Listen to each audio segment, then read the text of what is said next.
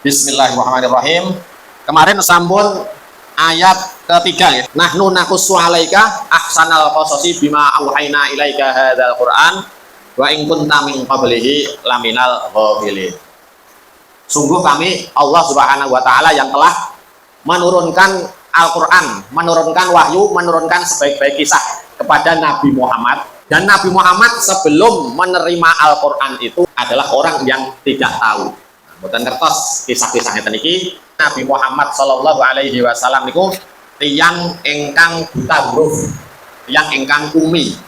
Umine Nabi Muhammad bukan karena beliau bodoh, tetapi karena memang sudah dikehendaki Allah Subhanahu wa taala. Sehingga ketika menjadi nabi, ketidakmampuan beliau untuk membaca dan menulis itu yang membuat mukjizatnya tambah hebat.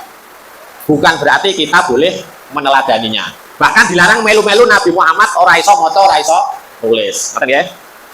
Lanjutnya faedah ayat ketiga. Tanpa Al-Qur'an, manusia tidak akan mengetahui hakikat kehidupan. Kalau kita itu tahu mana yang bermakna dan mana yang tidak, niku kita bisa melepaskan sesuatu yang memang tidak bermakna. Terus kita sedaya nggih boten pati menggebu-gebu, ngoyak-ngoyak donya sing asline nggih boten enten maknane di hadapan Allah Subhanahu wa taala. Contone niku awan hujan deres, sorene kaline meluap, iwak-iwake do mabuk. Glempang-glempang ning sungai. Niku nek jenengan bapak-bapak do ngertos niku do njupuki iwak to mboten? Napa pun didelok to? Ayo iwake ning kali do mabuk. Ayo ndang dijupuki. Mumpung iki nganti ngasar. Kurung adzan. Piye iki? Mandeg apa ora? Ya kali sing sadar nggih. Wis nganggo klambi koko, baju muslim pun sarungan lewat jembatan, delok kanca-kancane dik yo isih do ngrayah iwak. Weh, ayo salat sik. Donya iki mung iwak, mbok nganti petentengan. Ayo salat sik. Wah nek salat sik kok iwake ndang sadar, kok ndak do ngayu. Engko iwake selak dijupuki kanca-kancaku ora komanan. Lho kowe iki ndak ingin melu pengajian toh? Jarene Pak Ustaz, dunia itu tidak lebih berharga daripada sayap nyamuk wis ngerti. Ayo salat sik, salat itu lebih berharga. Nek ngeyel tak kandhake Pak Ustaz lho. Tandano. Kuwi lho Pak Ustaz yo melu. Ngarep dhewe malah nggo jaring. Jadi dengan membaca Al-Qur'an kemudian mengetahui maknanya, kita akan tahu pundi sing bermakna dan pundi yang tidak ada maknanya. Ketika kita tahu apa yang tidak bermakna, maka ketika sesuatu itu lepas dari kita, itu orang pati sedih. Kelangan apa jenengan pernah? Kelangan motor. Akibat diparkir ning ngarep toko, metu kok motor hilang. Sedih napa? Ah, barang donya. Nek merasa barang dunia itu begitu bermakna, mesti kan leloro ati sak pole. Ini nek ngerti barang dunia itu asli nih ora ana maknane, maka lelarani ati ora pati rekoso. Ya paling klentrak-klentruk sedih ya sedina apa rong dina. Bae engko ya dikandang-kandhani awake dhewe.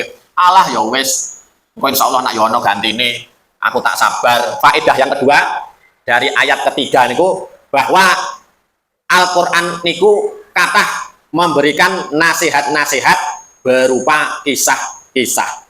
Kita semua kalau ngandani anak, ngandani ya siapa saja, ampun mung ngandani kalih nyeneni utawa ngancem.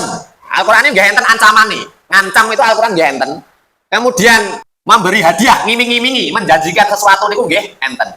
Tetapi lebih banyaknya adalah Al-Qur'an niku menggunakan kisah-kisah. Mboten mung cah cilik tok sing pengen diceritani, kita semua niku nek krungu cerita nggih seneng. Ya niku teknik Al-Qur'an itu memberi nasihat lewat cerita. Kemudian lanjut ke ayat yang keempat. A'udzubillahi minasyaitonirrajim. Bismillahirrahmanirrahim. Qala Yusufu li abihi ya abati inni ra'aitu ahada asyara kawkaban wasyamsa wal qamara ra'aituhum li sajidin. Terjemahan perkataannya, tatkala Yusuf berkata kepada bapaknya, "Aduhai bapakku, sungguh aku melihat 11 kaukab, matahari dan bulan. Kulihat mereka bersujud padaku." Nah, ini kira-kira terjemahan perkataannya.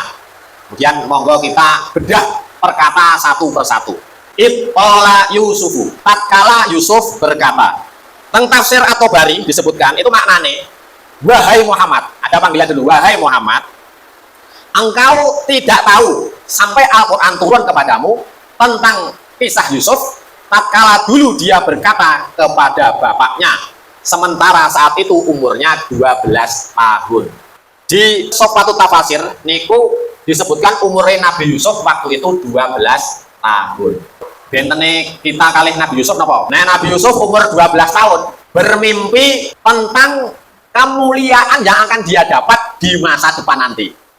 Lah nek kita umur 12 tahun niku ngimpine napa? Nek kula ngimpine niku nek umur 12 tahun zaman cilikan niku pol ngimpi doyak-oyak. Hantu-hantu niku kaya-kaya antri ngoyak kula. Kita ini mimpi waktu kecil itu begitu remeh, begitu tidak bermakna. Tetapi Nabi Yusuf alaihi salam diberikan oleh Allah Subhanahu wa taala keistimewaan isih cilik memimpikan janji Allah kemuliaannya di masa yang akan datang. Sekarang nama Yusuf. Nama Yusuf niku teng tafsir Ar-Razi Mafatihul Ghaib niku nama dari bahasa Ibrani. Rasulullah Shallallahu alaihi wasallam bersabda, orang mulia, anak orang mulia, anak orang mulia, anak orang mulia adalah Yusuf bin Yakub bin Ishak bin Ibrahim. Empat-empatnya itu nabi semua. Nabi semua. Jadi Nabi Yusuf niku ketiban kulung istilahnya dari 4 orang nabi. Buyute yo nabi, bae yo nabi, bapake yo nabi. Nabi Yusuf akhirnya nggih nabi. Nabi Yusuf niki berbicara kepada bapak beliau. Itola Yusufu li abihi ya abadi. Ketika Nabi Yusuf niku berkata kepada bapaknya, wahai bapakku. Kalau bahasa Arabnya ayahku, itu aslinya abi. Cuma ketika dipakai untuk memanggil dengan lembut, ditambahi tak. Jadi kados atas itu ya abadi. Jenengan para bapak, para ibu ketika zaman cilian isih diopeni pake, isih diopeni mboke niku memanggil bapak kali ibu pripun? Pake, mboke. Lah nek pun gentenan ngopeni, pas isih diopeni Pak, Bo. Nek bar genti ngopeni pripun? Pak, Mbok, ngoten. Enten sing pengalaman. Benten apa mboten jenengan memanggil orang tua saat masih kecil isih diopeni sama manggil orang tua pas ngopeni, genti ngopeni. Nah, benten mboten. Kula benten nak. Beda nggih. Kula niku nggih istilahnya ngopeni ibu nggih sempat. Mulai sakniki ngeling-eling itu banyak yang saya sesali. Kaya kurang ngoten kan. Tapi yang paling kula sesali niku nggih pas getak. Getake menapa nggih mboten nesu asline. Mergo sayang, soalnya ibu niku mau bagaimanapun yang namanya orang tua niku kan mikir anak banget. Nah, kula kan 7 bersaudara. Ibu niku keadaan sakit mikir anak. Kok kayak piye yo? Si mikir terutama yang paling kecil hendak menikah. Ya wis kepikiran. Itu nggih. Kadang pas rada anyel niku nggih kegawa. Ibu ya ampun dipikir. Mboten sak dipikir, pun dipikir mas-mase niku. Nah, ngoten. Jane apik. Ning nek anggar kula pas ibu pun mboten enten niku, kula pikir-pikir niku ya Allah kondisi ibu tak cetak. Nah, monggo kita semua yang masih punya ibu mungkin kemudian masih diberi kesempatan oleh Allah Subhanahu wa taala punya orang tua, kula nggih kanton setunggal, tasih setunggal, niku bagaimana bersikap dengan orang tua itu bagaimana walaupun tidak setuju, walaupun agak anyel, niku kita teladani Nabi Yusuf selalu bersikap lemah lembut kepada orang tua. Angel mboten? Angel nggih. Angel soalnya kadang wong tua niku kan nganyel nggih. Wong tua nganyel nggih. Wong tua nganyel nggih, genti nganyel nggih. Lah nggih, wah ndane ku awake dhewe dhisik luwih nganyel nggih. Nggih. Ya niku ya tempat pahala kita. Kita doakan orang tua kita, Rabbi ghfirli wa li walidayya warhamhuma kama rabbayani shaghira. Al-Fatihah. Nggih, apike nggih ngoten. Begitu kelingan wong tua niku nggih. Ya saat itu juga mendoakan. Soalnya mengke tak ndoake engko sore wae lah, apa engko pas bar salat wae lah. Apa malam Jumat. Yo nek kober. Nah, nek lali, nek lali. Lagi begitu kelingan wong tua, ya saat itu juga akan kita doa terus Al-Fatihah sekali enggak. Setiap kali kelingan sebagai bentuk bakti kita kepada orang tua kita. Nabi Yusuf menyampaikan kepada bapak beliau Nabi Yakub. Ini ru'aitu, sungguh aku melihat. Di tafsir Ar-Razi maknanya melihat di dalam mimpi. Teng tafsir Ibnu Katsir niku dicatat sebuah riwayat dari Ibnu Abbas yang beliau berkata bahwa mimpi para nabi adalah wahyu. Nah, mimpine awe dhewe apa? Atur. Mimpine mimpi film horor. Ya. Judulnya dikejar-kejar hutang. Ya. Semoga Allah memampukan kita semua untuk melunasi hutang. Oh, gak teman leng amin ibu. Ganti hutang. Ya, yang tidak punya hutang semoga dijaga Allah dari hutang. So, amin. Apa yang dilihat oleh Nabi Yusuf? Ahada asyara kaukaban. 11 kaukab. Kaukab itu apa? 11 bintang atau 11 planet. Dan ini tergantung pengertian yang mana yang mau dipakai. Kalau jenengan buka kamus sekarang, itu kalau arti kaukab itu artinya planet. Cuma kalau jenengan buka kitab-kitab tafsir zaman dulu, kaukab itu artinya najmun atau bintang. Jadi orang-orang zaman dulu tidak membedakan antara najmun dan kaukabun. Nah, najmun sama kaukabun itu sama-sama artinya sama. Benda langit yang bersinar. Nah, itu namanya bisa disebut kaukab, bisa disebut najm. Cuman ketika kita telah sejarah, Nabi Ibrahim niku mengatakan melihat kaukab, bukan melihat najm. Diceritakan Nabi Ibrahim nyindir kaumnya etok-etoknya golek Tuhan. Yang ditunjuk oleh Nabi Ibrahim yang disembah oleh orang-orang pada masa itu adalah planet Venus. Kalau jenengan coba Google atau coba cari-cari di internet, itu yang disembah 3 hal yang disembah, yaitu bintang, kemudian bulan sabit, kemudian matahari. Maka yang disebut sebagai bintang subuh, ya, jenengan nek subuh-subuh itu teng sebelah mriko ngoten nggih kira-kira. Langit kan enten bintang sinar terang, paling terang niku kan. Niku aslinya planet Venus. Jadi buatan bintang. Nah, di dalam Al-Qur'an Nabi Ibrahim menunjuk bintang itu dan mengatakan itu kaukab. Dan di sini juga disebut sebagai kaukab. Maka tergantung apa bisa disebut planet atau bisa disebut bintang. Nah, arti kaukab ini. Ya tapi kalau amannya ya udah nggak tahu maknanya ya kaukab menurut saya. Nah, ini ada makanya tadi kalau cuma mengatakan kaukab. Di dalam tafsir At-Tabari Jami'ul Bayan itu disebutkan nama-nama 11 kaukab yang dilihat Nabi Yusuf. Kulo sebutke cepet soalnya nggih boten penting. Mung enten. Jadi ulama di sini senengnya nulis laporan-laporan riwayat-riwayat itu. Yaitu Jiryan, Torik, terus Dayal, terus Zulkanafain, Obis, Watab, Ngamudan, Falik, Musbah, Zoruh, Zulfarok, Dia, dan An-Nur. Itu 11 kaukab disebutkan di dalam tafsir At-Tabari. Riwayatnya apa? Riwayatnya ada sebuah hadis diriwayatkan bahwa ada seorang Yahudi menantang Nabi Muhammad, coba sebutno 11 kaukab sing didelok Yusuf. Kuwi apa wae? Nggih Nabi Muhammad nggih kendel, nggih mboten jawab, mboten saged jawab. Soalnya pun apa? Soalnya nggih mboten ngertos memang. Kemudian pada waktu itu malaikat Jibril turun kepada Nabi Muhammad Shallallahu Alaihi Wasallam, kemudian memberitahu nama 11 kaukab itu. Lalu Nabi Muhammad tekan kalau Yahudi, gue nak tak sebut ke 11 iki bener, masuk Islam ya? Nggih. Nah, wes akhirnya disebutkanlah nama 11 kaukab ini tadi dengan benar. Nah, maka orang Yahudi itu bersumpah, wallahi benar-benar itulah nama 11 kaukab yang tertulis di kitab kami. Nah, itu termasuk salah satu mukjizat Nabi Muhammad Shallallahu Alaihi Wasallam yang tercatat di dalam sejarah. Ada orang Yahudi merasa Nabi Muhammad tidak akan bisa tahu nama 11 bintang kecuali dia bisa membaca kitabnya orang Yahudi atau dikasih tahu Allah. Nabi Muhammad orang iso maca, orang iso nulis, tur ora tahu nyekel kitabe. Wong kitabe Yahudi niku dicekel-cekel Yahudi mboten disebarke.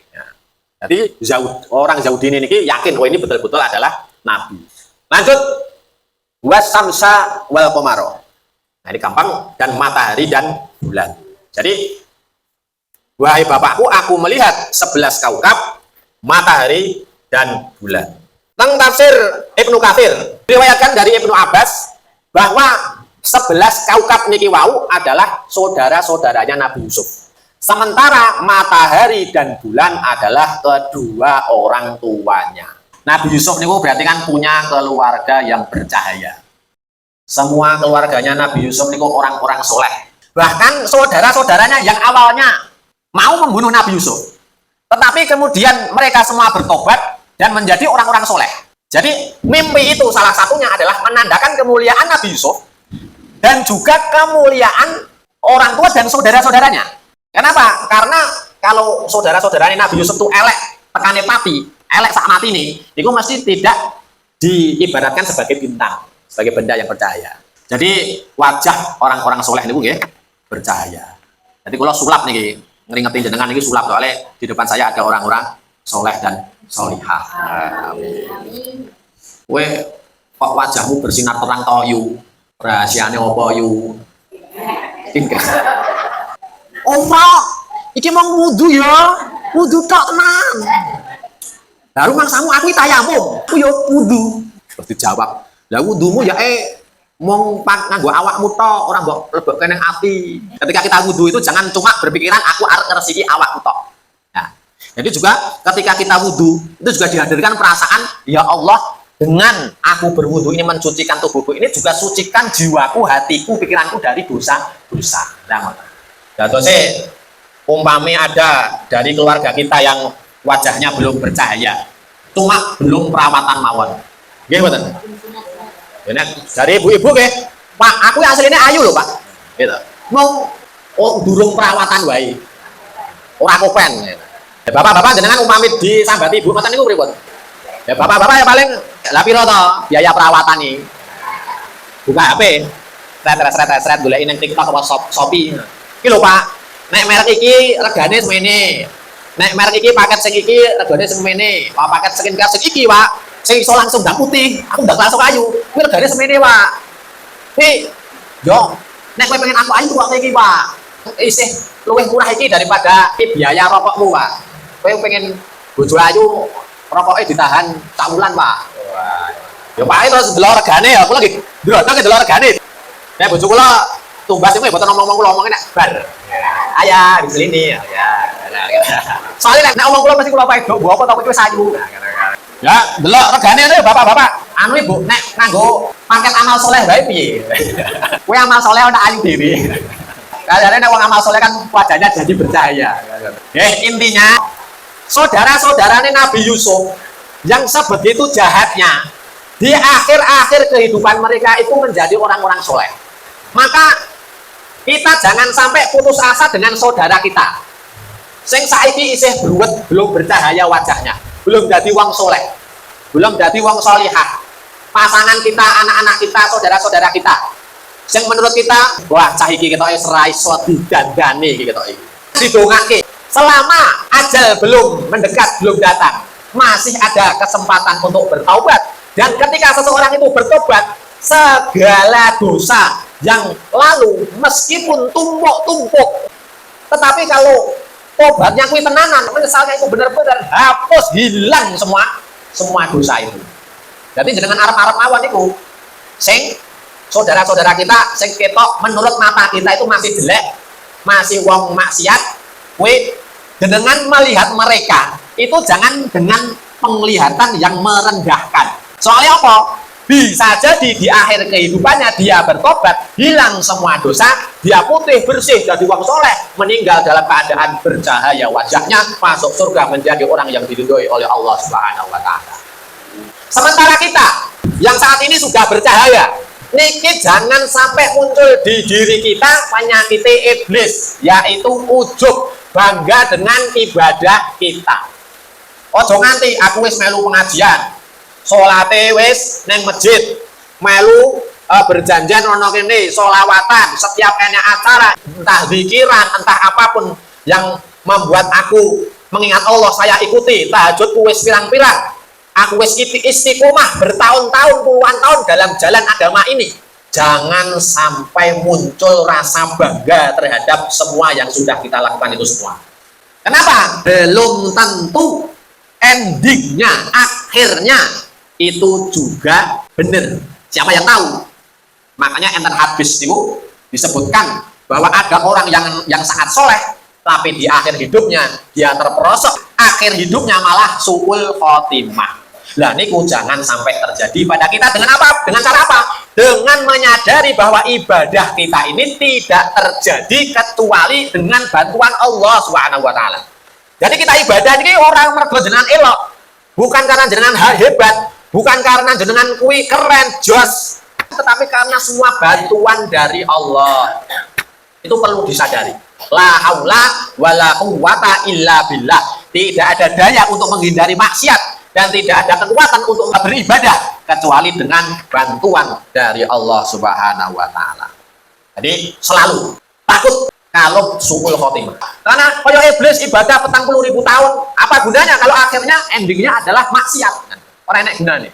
Lanjut, ra'aituhum, aku melihat. Nah, Nabi Yusuf niku menggunakan kata ra'aitu niku 2 kali. Nah, tinggal di baris kedua ini ra'aitu. Nah, itu kan. Kemudian di baris ketiga itu Nabi Yusuf juga menyebutkan ra'aitu. Niku teng tafsir At-Tabari maksudnya adalah penekanan. Ya, cuma penekanan saja. Ra'aituhum li sajidin. Aku melihat mereka bersujud kepadaku. Niku teng tafsir Ar-Razi, Mafatihul Ghaib, niku disebutkan dari Al-Qaffal menyatakan bahwa pada penglihatan pertama itu Nabi Yusuf melihat benda-benda itu. Kemudian pada penglihatan kedua beliau melihat mereka bersujud. Nah, jadi kalau yang pertama tadi di tafsir At-Tabari ini hanya sebagai sekedar penekanan saja. Jadi sejak awal Nabi Yusuf itu melihat itu sudah sujud kepada Nabi Yusuf. Tetapi kalau menurut Al-Qaffal ini itu yang pertama Nabi Yusuf melihat benda-benda itu mengelilingi beliau dulu, baru kemudian bersujud. Nah, lanjutnya di dalam kitab yang sama Mafatihul Ghaib juga tafsir Ar-Razi. Nah, bersujud itu maknanya apa? Itu ada 2 makna. Ada yang menyatakan bahwa maknanya adalah tunduk. Nah, cuma sekedar tunduk saja. Sedangkan ada yang menyatakan bahwa maknanya adalah benar-benar bersujud. Kemudian berapa lama antara Nabi Yusuf ngimpi ini wau sampai mimpinya terrealisasi, saudara-saudaranya, ayahnya dan ibunya ini tersungkur bersujud kepada Nabi Yusuf. Teng tafsir Ibnu Katsir ini disebutkan 2 pendapat. Ada yang mengatakan lamanya itu 40 tahun, 40 tahun. Kemudian ada juga pendapat, menurut pendapat lain itu lamanya 80 tahun. Nah, 80 tahun berarti nek tambah 12 Nabi Yusuf umur 90 loro, 90 loro. Nah, kalau pakai pendapat yang pertama, niku berarti terjadi ketika Nabi Yusuf umur 52. Yang penting kalau di dalam Al-Quran itu adalah manfaatnya, hikmahnya, pelajarannya, faidahnya.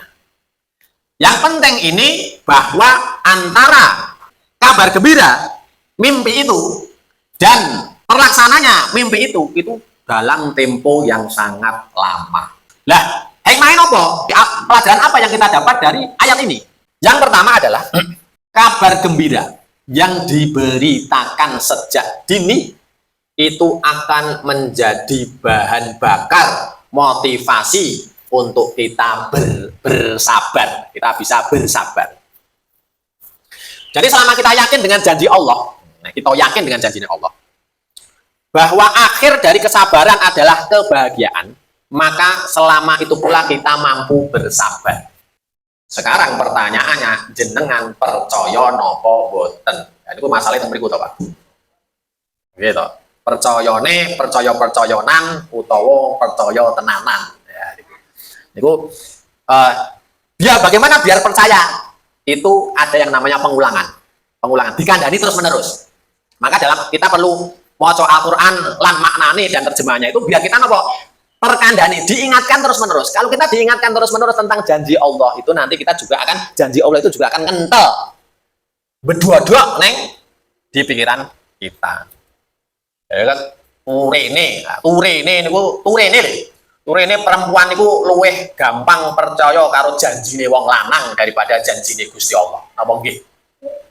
Ya, dijanjeni wong agak kenal utawa mas-mas rada ganteng, wah wis goyang. Jadi kalau tanggal ibu-ibu nih, napa nggih jenengan nek dijanjeni bapak-bapak rada dhisik langsung percaya? Oh, melali. Insya Allah boten nggih. Luwih percaya janjine Gusti Allah ya daripada janjine wong lanang. Janjine wong lanang apa?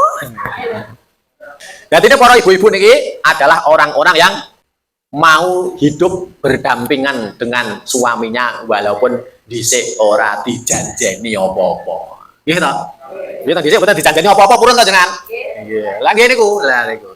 Jadi boten enten teng mriki sing dijanjeni wong lanang langsung kepincut niku boten enten teng mriki. Teng mriki niku malah gelem walaupun ora dijanjeni. Ora dijanjeni apa-apa. Ora nek. Lah bapak-bapak nggih tanglet kali ibu-ibu. Bu, kok kowe gelem karo aku, Bu? Aku ki yo elek. Ora didit. Kok yo aku yo ora janjine apa-apa, kok yo gelem karo aku. Nek kula tekok karo Mbak Betty niku istri kula ya gojeki kula lah mesakne kok. Mesakne ya. Wis apa? Lah mesake. Lah jarimu wis elek, ra ndek apa-apa, mosok yo ora enek sing gelem. Ya wis aku wae sing gelem. Nah, kula niku nggih gumun niku. Purun kalih kula nggih gumun. Dadi bapak-bapak ampun sombong.